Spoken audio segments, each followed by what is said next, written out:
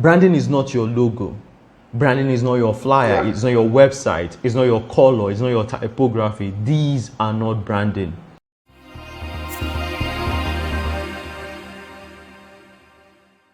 Hello and welcome to Brand or BS. Now, this is a new series from Brand Talk, and I'm your humble host, Ojibe. Today, we have the amazing Muhammad Jemilu Jaafar with us, and like I promised you the last time, we're going to bring him back, and he will be the first guest for the Brand or BS series.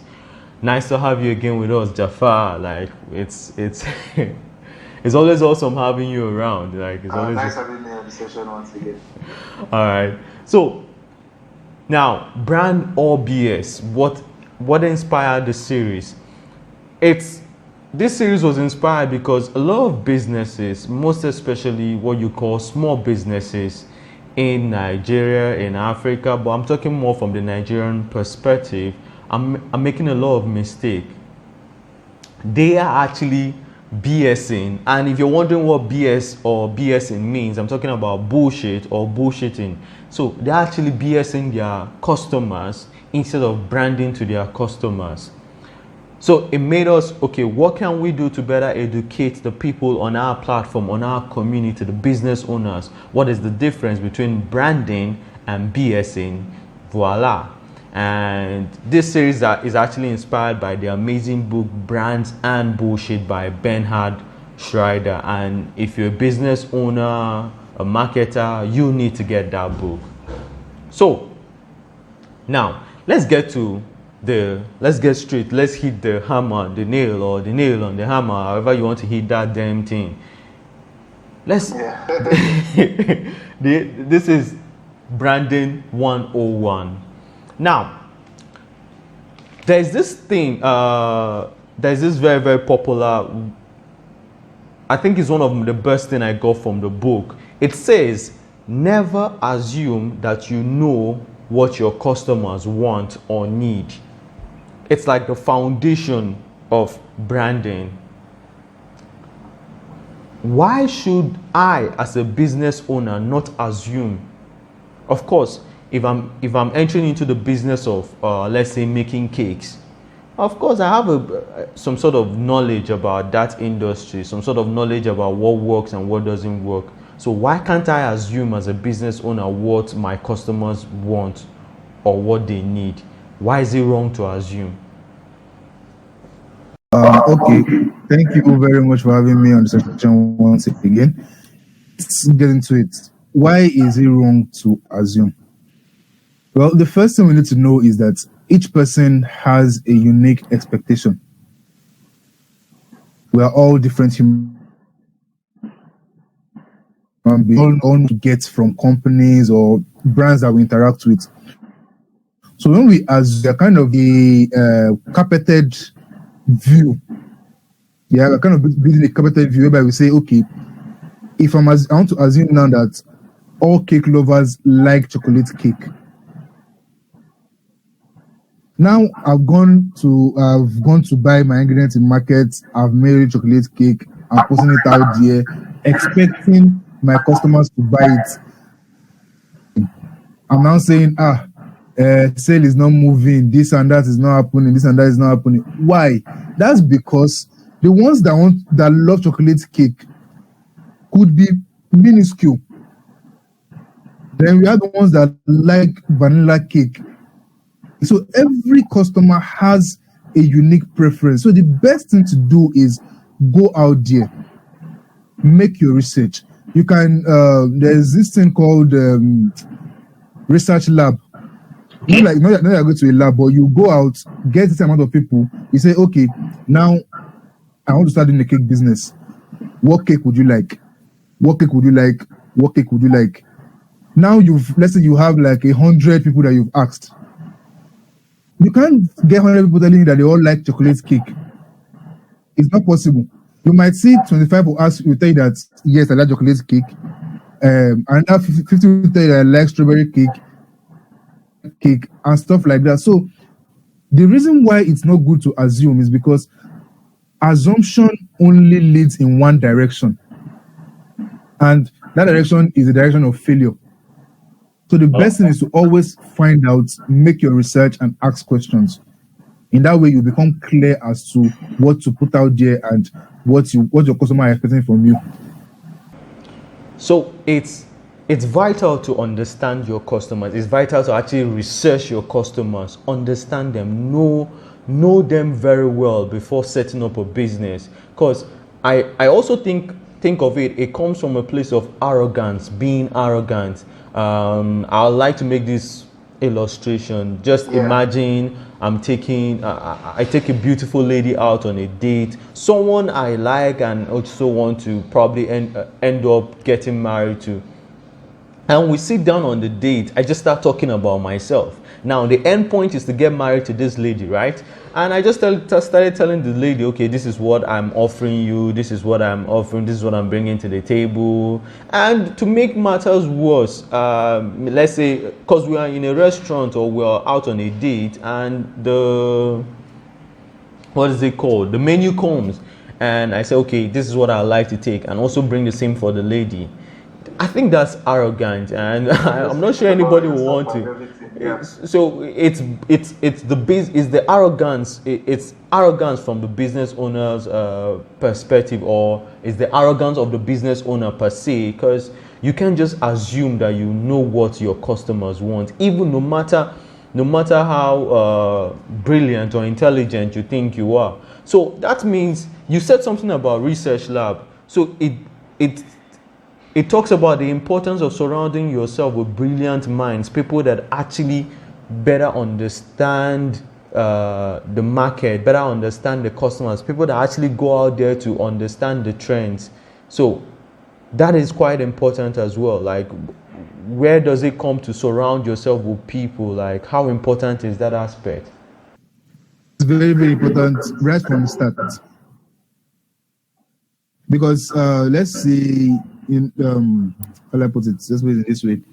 We have people that make products, design products for the betterment of people.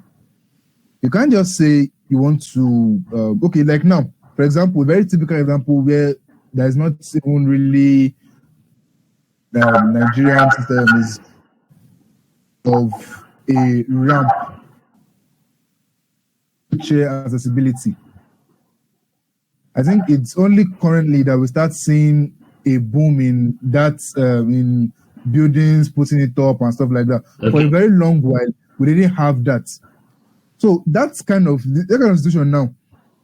If the person that was meant to build, that was meant to come up with the construction and everything, the layout and everything, had made research and asked, okay, will you be allowing only able-bodied people to come into your establishment, or you are also expecting disabled people to come into your establishment? You see, if that had been done, then there will be room for saying, okay, let's make a ramp for wheelchair accessibility. So that is why it's very important from the get-go. You surround yourself with people that actually have the knowledge about a market, about the customers. So we don't have an 18-year-old market to a 40 or 50-year-old person, or vice versa. We don't have 50-year-old trying to market to 18-year-old. So let's say you as a business owner now, you are at a certain age gap, and you want to start creating products for people that are way below you. You can't use yourself as the target audience, because that's already out of your own league. You've gone beyond that age gap. So you need to surround yourself with people that are in that age gap. Ask them questions that, okay, what do your peers like? What would they be expecting from this product? That kind of, all those kind of questions, like, okay, what do they like doing? Where do they like hanging out? Stuff like that, just to be able to get informed, right audience. So it's imperative to have that knowledge from the get-go. Surround yourself with people that actually know about those things from the get-go. Okay, so let's target the elephant in the room, branding. Now, because this is Branding 101, this episode is titled Branding 101. Now, let's understand what is branding. But before then, I want us to take out, take out from the equation or take out from the room so that nobody gets confused. Let's list out what branding is not. Branding is not your logo. Branding is not your flyer. It's not your website. It's not your color. It's not your typography. These are not branding. So it begs to ask, or it begs to ask, what exactly is branding? And I've come to understand that we tend to mix it up a lot when we're talking about branding, brand, and brand identities. What are these and how do they connect or relate with each other? Let's use analogies. Okay. We said branding, brand identity. Yeah. It's very simple. Taking it in the way they are, English. Brand is, let's say brand is a noun. Branding is a verb, which is a process. Then brand identity is a description or is part of that process. So now let's start with branding. Branding is in basic terms, branding is a process of building a brand. That's like in the most basic term that you can put it. Branding is the process of building a brand. Identity is part of that process of building that brand. So now let's use the analogy of somebody going on a journey. You are going on a journey. Okay. At all times. So the first point is the point where you are, where you've defined, where you believe what your business is, what you want people to see your business as. That is the point A. Then the point B is now actually people seeing that business the way you want them to see it as. We want to perceive it that way. Now, what are we talking about? People perceiving your business, people seeing your business that way. That's where a brand comes in. Because if at the beginning of starting a business, you say, let's talk about, I want to start a car rental business now. Yeah. Okay. Starting a car rental business, I want people to see my car rental business as the best, as the one that offers the service that is there, the one that takes customer satisfaction to the maximum, and as what I want people to see my business as. That is the brand I'm looking to build. We lost you for a bit because our network was messing up, but glad to have you back. So you were trying to give us the analogy between what branding, brand, and brand identity, what they mean. Please forgive our network. Yeah. All right, so let me take it again. Okay. So as I said, there are three things. We have brand, branding, brand identity. So I'll kind of screw it up so we don't take too much time. So first of all, we need to know what a brand is. A brand is a gut feeling. Gut feeling. It's what somebody has in their mind, what somebody perceives, all from the interaction they've had with a business. Okay. So now, he using an iPhone, and you ask the person, how do you see your phone? You'll be like, wow, I love this phone. This phone gives me this, gives me that. Child list everything. If we now go back to the Apple brand itself and ask them to talk about their products or their brand entirety, we would see that it aligns with what that person has said. Now the person has defined that brand. They interacted with the Apple brand in totality. Now that we've seen that, the customer has this, and Apple were looking to build that same perception. Now, how were they able to get this? How were we able to have like a correlation between both customer and business? And mind you, there's no way the customer would have gone to meet Apple in their office and asked them all these questions that we might get to ask Apple. Okay. So how were they able to achieve that? That is now what we call branding. Because due to branding, Apple were able to take steps, lay down processes, do some multiple things that ended up making the customer to align with the same perception that they were looking to put out. So the process from business to customer, the process of creating a correlation in brands, in the perception of the business and everything, is what we call branding. So when you are looking to build a brand, you get to go through different stages. You get to define your identity, define your strategy, define your perception, your tone of voice, everything. All these stages are what is entailed in branding. And then once you are done with everything, you have to ensure that all these things are being adhered to from time to time, whereby you don't start doing A today and tomorrow you already jump to Z. The process of doing that is now what we call brand development, but we're not talking about that today. Okay. Basic terms, a brand is what the customer feels based on their interaction with a business. Branding is the process of building the perception, that feeling that the customer has.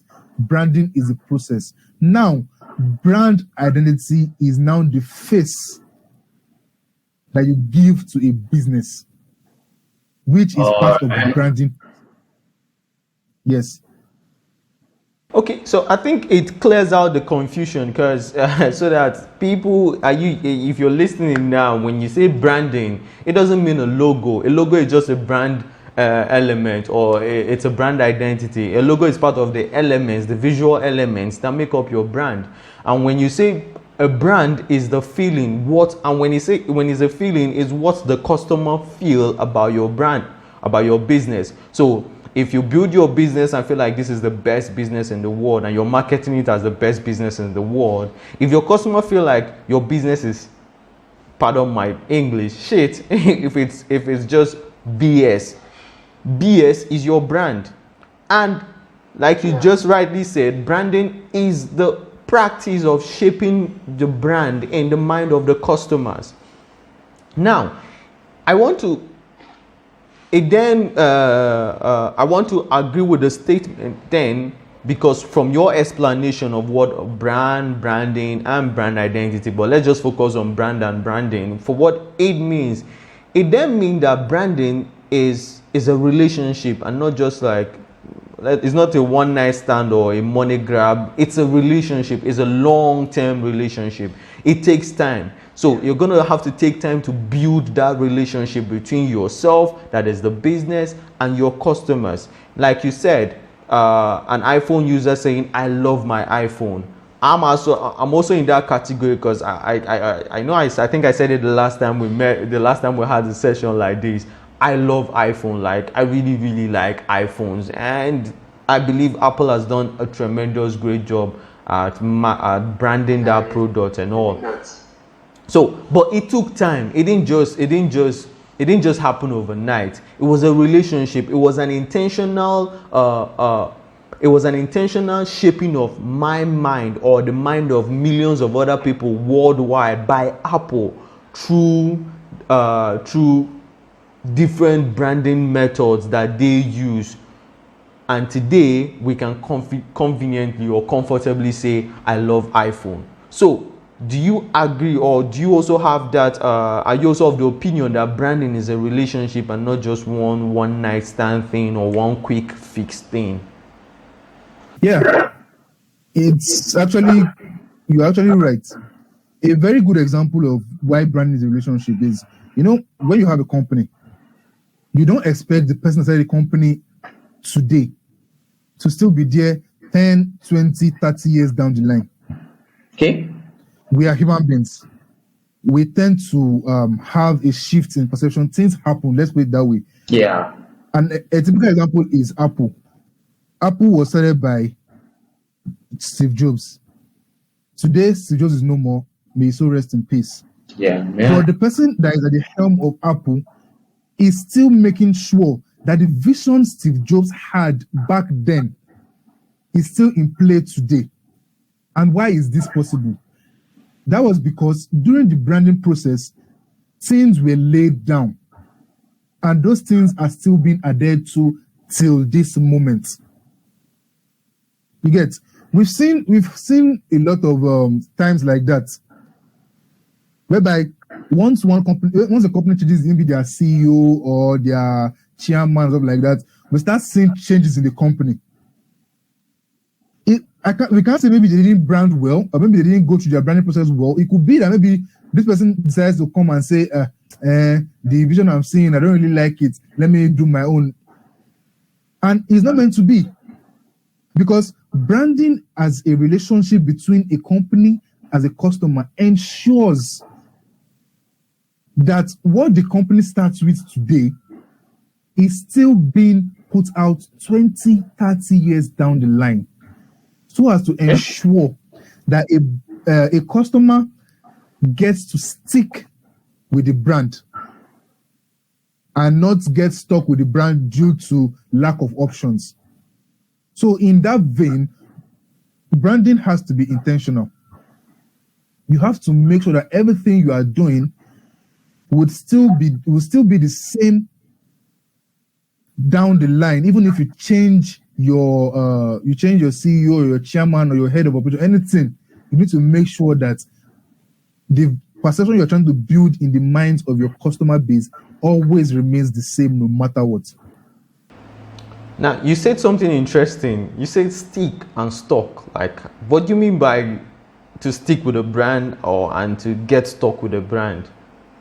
I know, like to stick with a brand, as we have it, we have two different words. Just the vowels are changing. Yeah. To stick with a brand, it's more like, okay, I'm using an iPhone. Let's take it to the basics. As human beings, we have needs, we have wants, we have things that we feel like, okay, yes, makes us feel nice. You get? So if you now come across a brand that satisfies your needs, satisfies your wants, you will stick with that brand. Why? They've satisfied that need. You have options. Now, for iPhone users, there's Samsung, we have Xiaomi, we have this, we have that. There are lots of mobile phones out there. But iPhone users decided to stick with iPhone. One can say maybe iPhone does not have any competition, but no. If you are tech savvy, you get to know that there are a lot of functions on Android that iPhone might not have or something like that. But why do people still stick with iPhone? Because iPhone is satisfying the need that they have. It could be probably, okay, the cameras are really good. It could be the security of the platform. It could be the luxury of the phone. All these things are why people stick with a brand, because it satisfies their need. But now, we have cases where people do get stuck with a brand. Getting stuck with a brand comes from just one thing. There is no other option. And you can only be stuck with a brand if the brand is not satisfying your need, but it's satisfying what you want at that point in time. So now let's say I'm staying in a place whereby they only sell one particular type of beverage. We are not mentioning names. And due to the way things are, I can't go to another place to get a different type. Okay. But I need that beverage. What do? I just have to go for that. Even though I don't like it, I just have to go for that beverage because I want to have that beverage at that point in time. So at that point, I'm stuck with the brand. I don't have an option. The moment an option comes up, I switch to that option. Then, most often times we see a lot of people getting stuck with brands, probably because they don't have another option, or maybe even the option might not be good enough. They just feel like, okay, this is the lesser of the two evils. Let me just stick with this one. Sure. In that case, they're stuck with that brand. So businesses should try to make sure that they don't have customers being stuck with their brand, because it affects the brand's perception in general. Then you hear people saying things like, okay, maybe someone says, okay, I see you taking this beverage. I'm just taking it because I don't have another option. Build a brand, build a perception that this brand, though, if there is option, I won't take it. But because I don't have another option, that's why I'm taking it right now. So being stuck with a brand affects a brand's perception and affects the way people get to view a brand. So brands should always strive for making people to stick with them because of they are offering the right things to the customer at all times. All right. Well, like people like me, we're sticking with our iPhones. But I know of a company in Nigeria that we are stuck with. Where I'm not going to name names, you understand? But I know one business empire in Nigeria that we are stuck with. Unfortunately, we can't do anything about it because they are backed by government. In fact, government is practically chasing away all their competition. But that's a story for another day. Now, for a brand, I believe it's always better to ground your brand on emotional values. Now, come to think of it, when you talk about emotions versus functions, a lot of brands sell emotions as against selling functions. Now, take a look at this. Coca-Cola, they're not selling a beverage, they're not selling Coke, they're not selling Fanta, they're selling happiness, right? Yeah. Indomie is selling a fast or a quick fix, a fast, healthy, affordable meal. They're not just selling noodles. Now you can name 1,000. Nike is selling sportsmanship. Is selling champion. Like it's selling champion. Like you can literally do anything. Yeah. That you can do anything, nothing is stopping you. Like over and over, Apple that we're talking about is selling convenience, is selling a better way of doing things. That's why people like it's not as if that's selling a better way of doing things. So why are these brands selling emotions instead of selling functions? Instead of just saying I'm into cake, so I sell cakes. Why are they selling something else? And is it something that we should emulate? Every business should emulate in terms of branding. Yep. Well, in basic terms, we've answered the question. Why are brands selling emotion? Because emotion sells. Why do you think when a guy is trying to woo a lady, you try to play ahead, try to make her see that, yeah, I'm a nice person, I'm this and that, play on the emotion. Emotion sells. So brands that know what they are doing, they see that people have a need in the product they are giving to the people. No, you attack that need. Once you can satisfy my need, okay, let me not use me. Once a brand can satisfy a client's need, you can sell them sand and they will buy that sand from you. Okay. Let me give you this example. It's not a brand or anything. There's this TikTok creator that I follow on TikTok. What she does is she creates advertisements out of anything. Interesting. People in the comment section will be like, if you sell fire, I will buy from you. Why? That's because she's able to make you see a need from something that you don't need. From the way she creates her advertisements, there was one of her videos that she made an advertisement for paperclip. Paperclip. I don't know what I'm using paperclip for, but I wanted to buy paperclip. So that's the thing. When you attack your customers' emotions, Yeah. you make them buy your products. We look at the likes of Coca-Cola, the likes of Nike, the likes of Apple. Them when they sell you that emotion, when they're able to tell you that yes, I will satisfy your need, just buy my product. And not that they don't only tell you, they also show you. Let's look at Nike. From their ambassadors and all the people that are associated with them, they are all top athletes in their field. We have the likes of Cristiano Ronaldo, LeBron James, Usain Bolt, Serena Williams, this lady, this Chinese American lady, Naomi Osaka.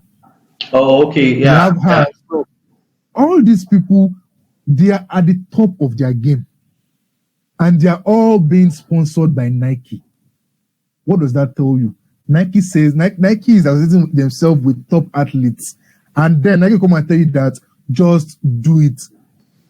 When you hear just do it, you think Nike, you think Ronaldo. Want to go and buy this thing? You go and buy sportswear now because you want to become you want to start doing things. You want to become the GOAT. Or you hear Nike, you hear Michael Jordan, and maybe you just see somebody advertising an Air Jordan.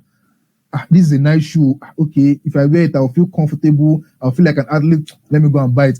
Although you didn't want to buy it before, but because they've been able to attack your emotion, they've been able to see that, yes, I need to feel this way.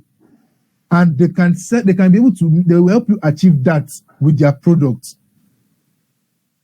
You will now see yourself in that situation that, yes, if I buy this product, I'll be able to feel this way.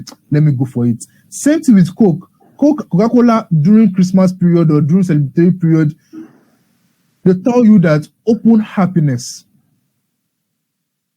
Why do you think, I remember something now, you remember that time when they were doing share a Coke with? Yeah, the legend.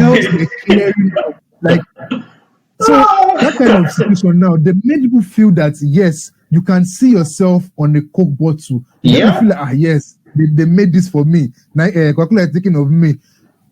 Coca-Cola might be thinking of their own profit, but they still made you see yourself in their products. So that feeling that I'm part of Coca-Cola. Yes. So that's why basically emotion sells. Like in anything you want to do, just attack that emotion. But we are not saying attack emotion and deliver mediocrity. No. True. Attack emotion and deliver rightly. Build a community. Myself right now, yeah, I'm an Android lover. I would follow you and fight till their kingdom come. If you say I should go and buy iPhone, I'm an Android lover. Why? Every Android I use, it's able to satisfy my need. Okay. I'm always interacting between my phone and my laptop, and Android gives me that smoothness.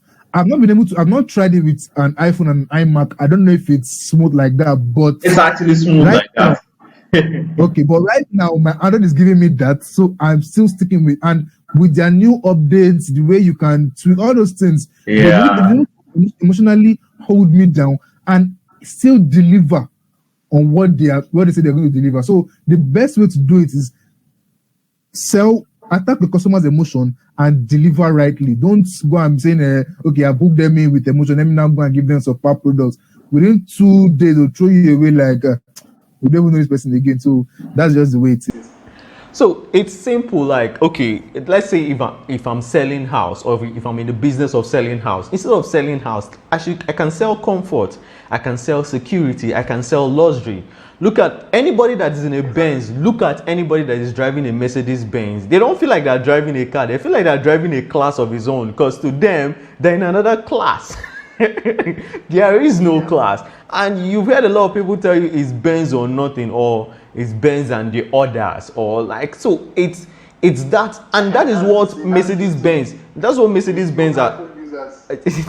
That is what Mercedes Benz have tried doing over the years, making it, because you will never find Mercedes Benz bringing out a product that is below par from that class. It has to be at that class. Anything that has the Benz logo. So base your let your brand be grounded in emotional values, and make sure that your customers internalize that emotional values. That is what will enable them stick with you, as rather than getting stuck with you and all. Because being stuck is like being in prison, and at one single mistake and you open that door, they will escape and run away and you will never ever find them again. And that is it. Now, there's one misconception businesses have, especially around here in Nigeria, there's one major misconception. They tend to think that they are the supreme authority or the ultimate authority in charge of their brand, especially in this digital era where we have social media, where people can, even with 140 characters in Twitter, someone can end your brand. Someone, like, we've had a lot of, especially in the Western world right now, the canceling thing. They've cancelled this brand, cancelled this brand, cancelled this brand. So, but it's funny that here in Nigeria, maybe because the cancel culture has not it was that bad. Like, some brands still think that they are the supreme cancel culture. Okay, but it's more like geared towards personalities. Oh yeah. We've not gotten. But okay, going back to the question I want to ask. This is a grave misconception that the brand is the ultimate decider or the supreme authority, or whether it's the CEO or the board, that the supreme authority over their brand. Now, if they are not the supreme authority, who is the supreme authority? In simple terms, is the customer. You know, we have the statement that they said, customer is king, or customer is always right. Always right. But you have to be there to guide them.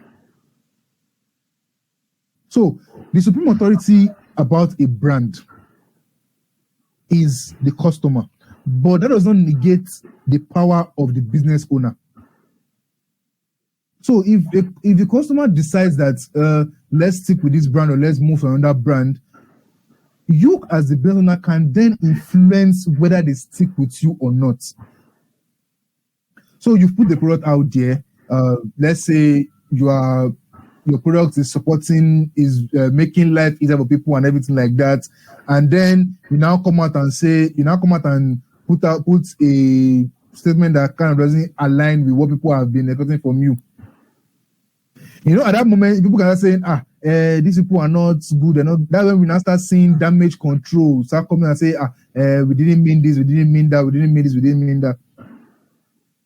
Before all this would have happened, you are meant to be able to have it on the ground that, okay, people are seeing us as this brand that are doing good. Let us try and make sure we don't have a slip up. You get? So if you are maybe you are a logistics brand now, yeah, and people are using you to deliver parcel from one place to another and stuff like that. Now they've known you for fast delivery, for delivering on time and everything. Then all of a sudden, life always happens. We all know that. So let's say probably your dispatch bike has fault. It is best you communicate it with your customers. That at this time we are having faults. You might experience a delay in your delivery due to this. We apologize. Apologize beforehand. Because if you don't apologize beforehand, the moment you don't deliver on time, if you deliver on time 1,000 times, don't deliver on time once, you become the brand that don't deliver on time. Just because of that once. The whole 1,000 times that you have before is nobody cares about that one again. Yeah. So I see it a lot. I use this. Let me give a shout out to Kuda. Yeah, I was just about to say Kuda, for the past, I was just about to say Kuda, they literally kept. That's the thing. I want to give them a shout out. Yeah. They will give you the feeling that, okay, we are having a downtime with this. Maybe our transfer, this thing is this. They always let you know. So that you don't come out like the way I don't want to mention their name. The other day, one of our big banks, I was trying to send money. I know them. I sent this money. It went away, nothing happened. But if it was to be cool, I could have told you that, okay, we can't make your transfer. So just like an heads up. So you don't go and make a transfer and see that the money not go. So that's the best thing to do. Always, your customers are always right. They are the definitive, like how I put it, they're the ones that have the final say. But try and direct that final say. You still have that power to be able to direct that final say. So don't just leave everything in the hands of your customer. I think businesses are finding it hard to adjust from this era or before the digital media era. Because unlike when we just had the radio and television where brands just bombard the airways with their products and customers don't have any other choice other than to just buy in. Today, customers want to be part of it, they want to participate. That's why we have reviews on websites. That's why we have comment sections. That's why we have when you put out a tweet, there are comment sections. When you put out a post on Instagram, like people are there, and you're meant to actually interact with them, make them feel part of it. Now look at brands like Amazon, brands like Uber that are just online brands. They want you to be part of them, or even social media brands like Instagram, Facebook, and the rest. Over the years, they've their value have been shaped, some of their values have been shaped by the participation of their customers. So I think is that finding it difficult to make that adjustment between that we're no longer in that era. Now the king, just like you said, is actually the customer, and not just, we can't just do anything and send out to them and they will take it like that. We'll have to bring them in and they become part of the process. So it goes to talking, it still goes to discussing of how important knowing your customer is when it comes to branding. Because anybody can design a logo, anybody can slap a logo into products, merchandise, or anything and try to sell it. But it takes intentionality, it takes I don't want to say genius, but it takes intentionality and a bit of service from your part as a business to try branding, try shaping, try building a relationship with your customers. There was something I read in that book, Brands or and Bullshit, and I'd like you to maybe expatiate on that a bit if you can. They say customers can feel, but it is up to marketers. Although it's said about marketers, but let's talk about it in terms of businesses, because of course it's business that market. Customers can feel, but it's up to businesses to see. Now, what does that mean? So let's look at it this way. You have a store, or let's say you have a supermarket, and a customer comes in. Okay, you notice that you're not really having much sales like that and all that. And why? Maybe now say what? How does that come into play? Whereby customers can feel. Customers have a certain perception of what they want to do. They feel like, okay, when I walk into a store, I don't want to spend too much time going around navigating and all that. Yeah. Sometimes you see whereby people come into a store, they just go straight to one aisle, pick up what they want to get, and go away. So it's now left to you as a business owner to be able to see and try to understand what they do. So let's look at it in another aspect now. Customers, like you have, if you put out a product, they are feeling whether that product is a good fit for them or it's a bad fit or anything, and they are complaining. And you are not doing anything about it. Probably because you don't even know that they are complaining. You get, so that is why that statement, the importance of it is that as a business owner, you must always be in tune with how your customers behave in relation to your product. Do they tell people your product is good? Do they tell people your product is bad? How do they feel if they purchase your product? How do they feel if they use your service? All these things you need to see. Most of the times when people just put out the product out there, they just leave it out there that, okay, it's there, I'm making sales, that's the end of it. But you seeing how people interact with your product can also help you in scaling up, in releasing other versions, in releasing other variants, in trying to improve on it. So all these things are things that we need to always put in the back of our minds that, okay, I'm not just putting the product out there for putting it out there's sake. I'm trying to solve a problem. Let me now see if I'm actually solving that problem or adding more problems to it. The other thing that I read in relation to, I want to use it in that store scenario, I read it somewhere that if you have a store and you notice that your first shelf the one close to the door is always selling out fast, and the rest are not selling out.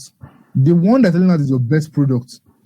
What you should do is take it away from that place that it is. Go and put it at the place whereby people have to go through the rest of product that you have in order to get there. And why is that?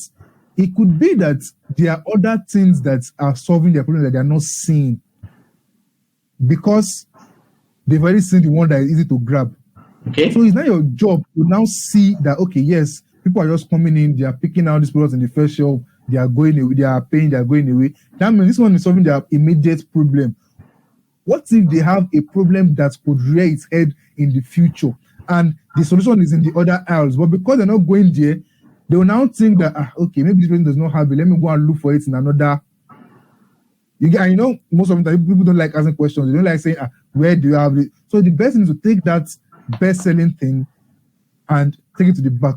And why were you able to do that? Is because you were able to notice, you were paying attention, you were seeing how people were behaving, trying to see how they were making, maybe taking a lay of the land and everything like that. So it's always the job of a business owner to always open their eyes and see how things are going in relation to their business or product or service. Wow. So to simply put, my customer have the right to feel however they want to feel. Now it is my job to pay attention and observe and be sure to understand what they are feeling. Am I right? Yes. Wow. Yes, basically. Wow. Anyway, thank you very much, Jafar. I don't think so. The last but not the least, I'll just have to throw it to you. Like, is there something, anything you want to leave for anybody watching this today, like, or at any time, like anybody watching this? Is there something you want to leave in terms of what branding actually is, and so that they are sure they are branding and not BSing? So, what's your last take on this? My last opinion in general is that when you are taking up on branding, the most basic thing that as a business owner you must always pay attention to is your customers. Just look at it in terms of you want to build a luxury mansion, and you say in your mind, though, I want to build a luxury mansion, and you go and build a mud house and say that's a luxury mansion. They will see a mud house. So what you need to do is make sure that while you are branding, the perception that you have in your own heart, in your mind, you are able steps to make sure at the end of the day, people get to see, people get to taste that perception. And this trickles down, let's say for businesses that have a large employment base. Let's say you're having CEO, you're having chairman, you're having vice chairman, you're having this, you're having that. You know, everybody behaves differently. We are all human beings. So it's best that in your branding process, you make sure that whatever you do can be emulated by everybody in your company. One. Now we are bringing it back to our our Nigerian people. You go to some banking sectors, you get to be treated some way from the like let's say maybe they are gatesmen or there are other people, they treat you some way whereby you will feel like this is not this. But at the end of the day, that same brand will still come and tell you that this is how we are doing our things and everything. But because your interaction with one of their members does not align with what they're actually saying, at the end of the day, nothing is matching. So the branding purpose in that case is defeated. Sure. So while branding, you must make sure that everything trickles down from the top down to the bottom. Everything that trickles down from top down to the bottom is all aligned, so that you can have a unified view about your business, your product, or your services. Wow. That would be my final take in relation to our talk today. Okay, so dear business owner, dear entrepreneur, whatever it is, solopreneur, you've heard it. Like, when it comes to branding, the customer is the key. So take out time to always visit your customers, visit their environment to understand them, make sure that you're updated with them updated with the trends, Yeah. keep yourself updated with, base it on facts. Don't assume anything. And branding is a relationship. You start it from, it takes time to develop, so you actually, it's an intentional relationship. It's just like going into any normal relationship, maybe with a beautiful girl, a handsome guy, and you want it to end up in marriage. It takes time to build. And just like he said, everybody's in charge of branding from the top to the down. Like you can't say I'm a very, very happy brand, or I'm selling happiness, and your security guy or the people in your store reception, anybody that are rude, that are very grouchy, or whatever it is. So they are all part of the branding process. Anyway, this is just the first episode of multiple episodes, and it's branding 101. And in the subsequent episode, we're going to dig deeper into the various aspects of branding. But thank you, Jaafar, for being our guest on this episode, and we appreciate it. Thank you very I'm much sure for we'll be having seeing me you again. around someday soon. Yeah, thank you. All right, thank you very much. Peace out.